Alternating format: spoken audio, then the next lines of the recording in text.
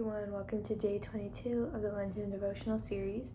Today we're going to focus on Jeremiah chapter 2 verses 1 through 19, and I'm also going to briefly touch on James chapter 1.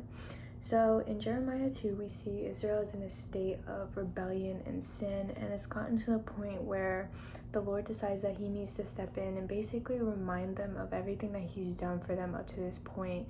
In verse 2, we can kind of see that he's reminiscing a bit about the relationship that he once had with the people of Israel and how much it hurts him to know that he had done so much for them, and yet they still decide to turn their back against him and are worshiping other idols and are just going down a really dark path that is against what he wants for them.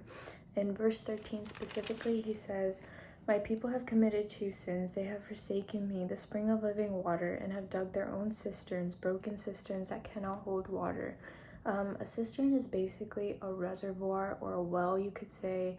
So when he's saying this verse, where he's basically painting out a picture of what it would be like to turn our focus away from the Lord and onto other things. He's a fountain of living water that can continuously provide for us and give us everything that we need in life, and yet when we turn away from him, we're basically going to something that's broken and may provide temporary relief and pleasure, but not provide us with the sustenance that we need in our everyday lives.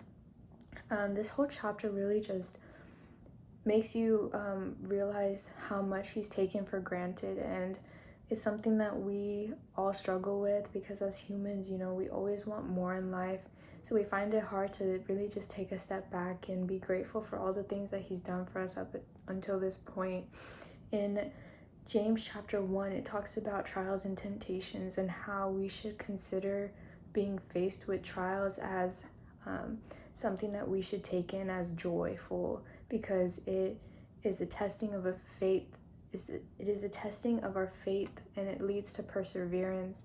And it's hard to think about it that way because we're always just doubting and questioning why we are put into such a bad position sometimes, but really we have to think about it in a longer perspective and really see that everything that happens to us is for a reason. So during this Lent season, I ask that we just take a step back and reflect on everything that we are putting before God and everything that we're settling for. Use this time to really just address the changes that we need to make to be able to grow stronger in our faith with God and just build on that relationship. So I hope you guys have a good rest of your day, and yeah, thank you.